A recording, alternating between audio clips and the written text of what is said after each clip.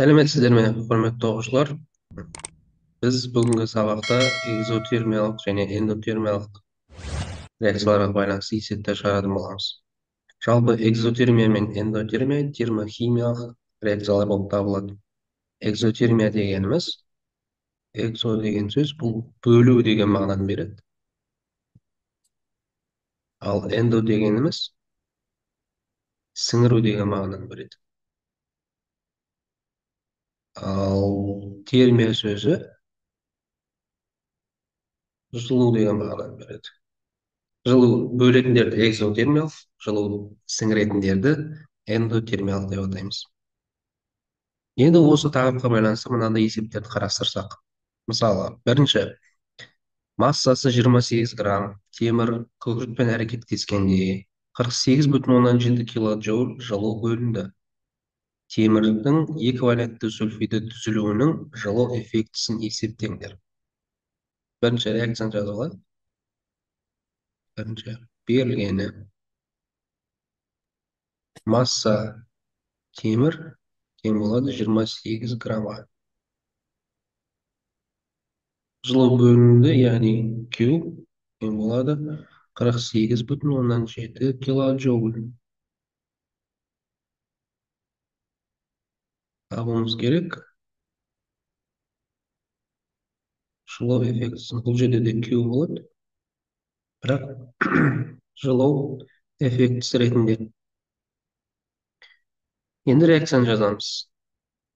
Темір күкіртпен әрекеттеседі де темір сульфидін және қандай да бір жылу мөлшерін түзеді. Бұл жылу эффектісі болып табылады. Осыны біз табуымыз керек. Ал бөлінген жылу мөлшері осы жылудың жоғарғы бөлігінде жазылады, яғни 48,7 килоджоуль. Ал бізде бастапқыда берілген темірдің массасы 28 грамм. Реакцияға қараймыз. Теңестіру керек болса, теңестіреміз. Бұл жерде біздің реакциямыз өздігінен теңесіп тұр, демек, ешқандай артық коэффициент қосудың қажеті жоқ. Енді массамен берілген болса, сол заттың молекулалық массасын есептейміз. Біздің жағдайымызда темір жалғыз тұр, демек, темірдің атомдық массасын аламыз. Ол 56 грамм бөлінген мольге тең. Мына жерде Q белгісіз болып тұр, демек, бұл X килоджоуль болады деген сөз. Енді пропорция құрамыз. 28 грамм 48,7 килоджоуль. 56 грамм бөлінген моль X килоджоуль болады. Осы жерден X табатын болса, 56-ны көбейтеміз 48,7-ге. Бөлеміз 28-ге. Бұл жерде 28 пен 56 қысқарып кетеді. Алымында 2, бөлімінде 1 болады. Ал 2-ні 48,7-ге көбейтетін болсақ, 97,4 килоджоуль болады. Екінші есепте массасы 13 грамм мырыш жанғанда 69,6 килоджоуль жылу бөлінді. Реакцияның термохимиялық теңдеуін құрастырыңдар дейді. Бірінші, бізге берілген масса және ол нені деген жақшаның ішіне жазамыз. 13 граммға тең мырыш. Бөлінген жылу Q тең 69,6 килоджоуль.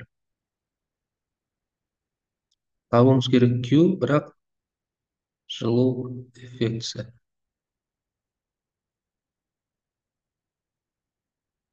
Мұнда бізде реакция сыймайды, сондықтан астына жаза берейік. Шешуі. Мырышты жағамыз, яғни оттекпен әрекеттестіреміз. Естеріңізде болсын, жағу бұл оттекпен әрекеттестіру болып табылады. Бізде мырыш оксиді түзіледі және қандай да бір мөлшерде жылу эффектісі бөліну керек. Енді реакцияны теңестіреміз. реакцияға дейін екі оттек болып тұр, реакциядан кейін біреу. Бұл екеу болу үшін мына заттың алдына екіні қоямыз, өйткені бұл мырыш оксиді болып бір зат болып түзіліп кетті. Сәйкесінше мырыштың атом саны екіге көбейді де реакцияға дейін біреу ғана болып тұр. Алдына екі санын қоямыз. Енді осы жерде біз түзілген бастапқыда берілген мырыштың массасын жоғары бөлігіне жазамыз. Ол 13 граммға тең. Ал бөлінген жылу 69,6 килоджоуль. Бірінші есептегідей тек қана бір элемент тұр, демек оның өзінің атомдық массасын аламыз. Мырыш бізде 65-ке тең. Алдындағы 2-ге көбейтетін болсақ, 130 грамм бөлінген моль болады. Онда X килоджоуль. Пропорция құрастырамыз. 13 грамм 69,6 килоджоуль. 130 грамм бөлінген моль. X килоджоуль. Осы жерден X табатын болсақ, 130-ды көбейтеміз 69,6-ға, бөлеміз 13-ге. 13 пен 130 қысқарады. Алымында оның бөлімінде 1 қалады. Онда 69,6-ға көбейтетін болсақ, 696 килоджоуль түзіледі екен. Келесі, үшінші. Берілгені. Бірінші берілгенін оқиық. Адам 100 грамм шоколад жегенде 259 килокалория энергия алады. Оның ішінде 1 килокалория тең болады 4,184 килоджоульға. Осынша көлемдегі жылу бөліну үшін таза көмірдің қандай массасын ауада жағу қажет? Реакцияның жылу эффектісі 410 килоджоуль. Бұл жерде мысалға шоколадтың 100 граммын алып тұр. 100 грамм шоколадта 259 килокалория бар дейді. 1 килокалория тең болады 4,184. Ол жерде 259 килокалория болғандықтан 259-ды 4,184-ге көбейтеміз. 259 көбейтілген 4,184. Сонда бізде 1082,62 килоджоуль болады екен.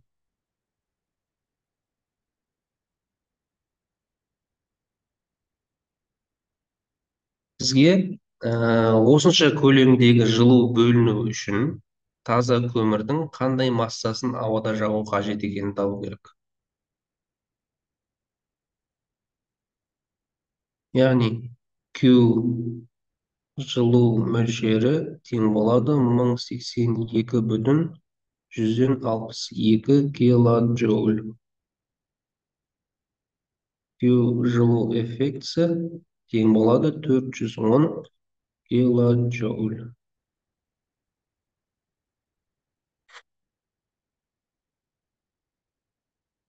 Табуымыз керек масса көмір, яғни көміртектің өзі. Енді бұл жерде біз реакцияны құрастырамыз.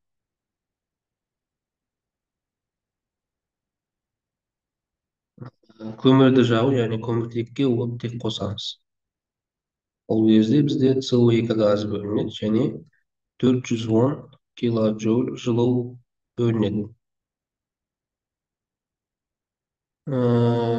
Жылу мөлшері бізде жоғарғысына жазылады. Ол 1082,62 килоджоульға тең.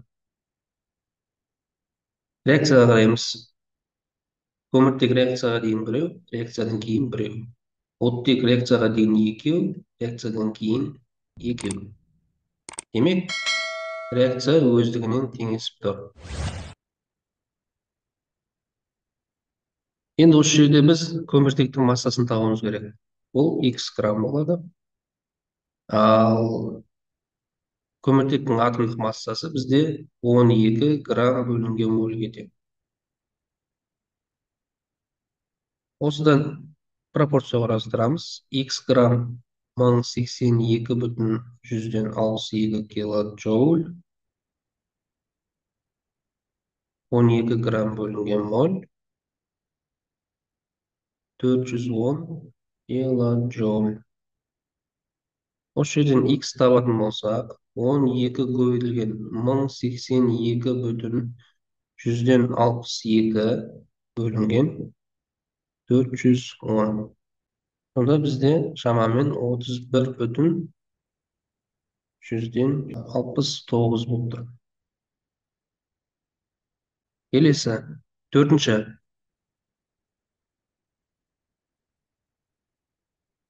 Берілгені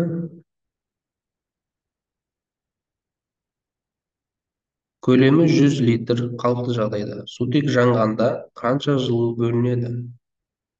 Реакцияның термохимиялық теңдеуі төмендегідей. Көлем сутек тең болады 100 литрге. Бөлінген жылу эффектісі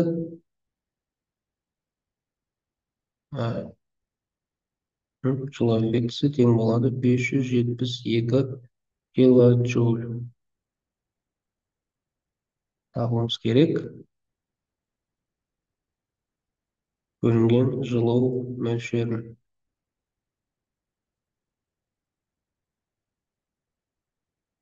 Шешуі бізге реакция өзі берілген, яғни сутекке оттек қосқанда су түзіледі және 572 килоджоуль көлемінде жылу бөлінеді екен. Реакцияны теңестіреміз. Реакцияға дейін сутек екеу, реакциядан кейін сутек екеу. Реакцияға дейін оттек екеу, бірақ реакциядан кейін біреу ғана болып тұр. Демек, мына су бір зат болғандықтан оттекті екеу қылу үшін судың алдына 2 санын қоямыз. Сол кезде оттек екеу болады да сутек 2 есе көбейіп кетеді. Мына 2-ні 2-ге көбейтеміз, сонда сутек 4 болады. Ал реакцияға дейін де 4 болу үшін сутектің алдына 2 санын жазамыз. Осы жерде сутектің көлемі 100 литрге тең. Жылу мөлшерін табуымыз керек. X килоджоуль. Енді бізге литрмен берілген болса, қалыпты жағдайдағы көлемді қолданамыз. ВМ тең болады 22,4 литр бөлінген моль. Осы санды алдында тұрған коэффициентке көбейтеміз. Демек, біз 44,8 литр бөлінген моль деп жазамыз. Осы жерден пропорцияны қарастырамыз. 100 литр X килоджоуль, 44,8 литр бөлінген моль, 572 килоджоуль. Осыдан X табатын болсақ, 100 литрді көбейтеміз 572 килоджоульға. Бөлеміз 44,8 литр мольге. Сонда бізде 1276,78 деген сан шығады екен. Бұны жуықтап 1277 деп алсақ болады.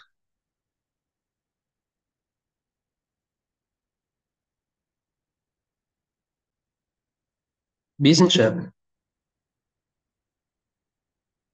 Берілгені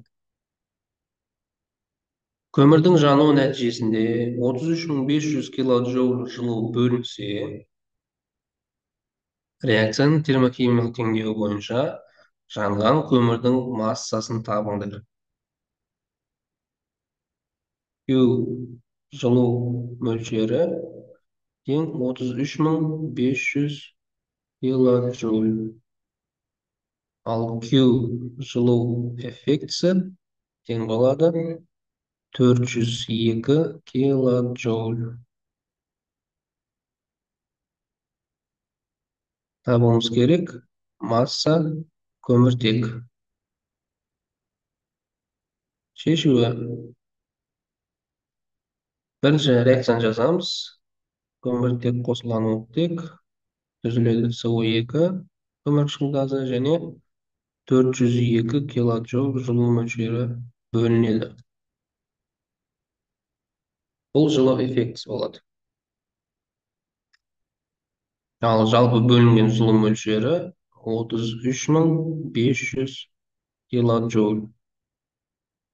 Біз табуымыз керек реакцияға қатысқан көміртектің массасын, яғни жанған көмірдің массасы. Реакция теңесіп тұр. Демек, көміртектің өзінің атомдық массасын аламыз. Ол 12 грамм бөлінген молге тең. Пропорциямыз x граммға 33.500 килоджоуль болады. Ал 12 грамм бөлінген молге 402 килоджоуль болады. Осыдан x табу үшін 12 көбейтілген 33.500 дейміз. Бөлінген 402. 1000 шығады екен. 1000 граммды біз 1 килограмм деп те аламыз. Және соңғы 6-шы есеп. Зат мөлшері 0,6 моль көміртек эквиваленті оксиді жанғанда 173,1 килоджоуль жылу бөлінеді. Реакцияның термохимиялық теңдеуін құрастырыңдар. Зат мөлшері ол бізде N. Көміртектің эквиваленті оксиді бізде СО деп жазылады. Ол 0,6 мольге тең.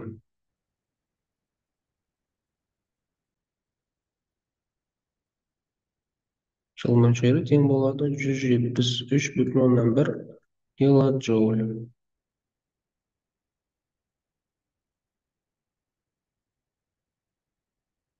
Табуымыз керек.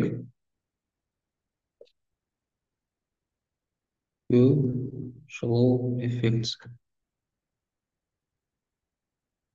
Бірінші біз осы эквивалентті көміртектің оксидін жағамыз, яғни оттекке қосамыз. Сол кезде көмірқышқыл газы және белгісіз мөлшерде жылу эффектісі болады. Ал бөлінген жылу мөлшері 173,1 килоджоуль болады. Көміртек реакцияға дейін біреу, реакциядан кейін біреу. Оттек екі қосылған бір үшеу болады, ал реакциядан кейін екеу. Бірінші біз тақ болса, бір жағында тақ, екінші жағында жұп болса, біз міндетті түрде тақ жағын жұптап аламыз. Демек, мынаның алдына көміртектің эквивалентті оксидінің алдына 2 санын қоямыз. Сол кезде көміртегі екеу болып кетеді. Реакцияға дейін, реакциядан кейін екеу болу үшін көмірқышқыл газының алдына 2 санын жазамыз. Сонда мына 2 саны оттектің индексіндегі 2-ге көбейтіліп 4 болады. Ал мына 2 оттек қосылған 2 оттек болып, бұл жерде де 4 болады. Енді осы жерде зат мөлшері тең болады масса бөлінген молекулалық масса. Молекулалық масса көміртектің эквивалентті оксиді тең болады. Көміртек бізде 12-ге тең, ал оттек 16-ға тең. 12-ге 16-ны қосатын болсақ, бізде 28. Яғни көміртектің эквивалентті оксидінің молекулалық массасы 28 грамм бөлінген моль болады. Зат мөлшері 0,6-ға тең, масса белгісіз, ал молекулалық масса 28. Осыдан x табатын болсақ, 0,6-ны көбейтеміз 28-ге. Сонда 16,8 грамм шығады екен. Демек, бастапқыда берілген көмірдегі эквивалентті оксидтің массасы 16,8 граммға тең. Ал мына жерде көміртек эквивалентті оксидтің алдында екі саны бар. СО-ның өзі 28-ге тең болған еді. Оны 2-ге көбейтеміз. Сонда бұл 56 грамм бөлінген моль болып жазылады. Енді біздің пропорциямыз мынадай күйде болады. 16,8 грамм 173,1 килоджоуль.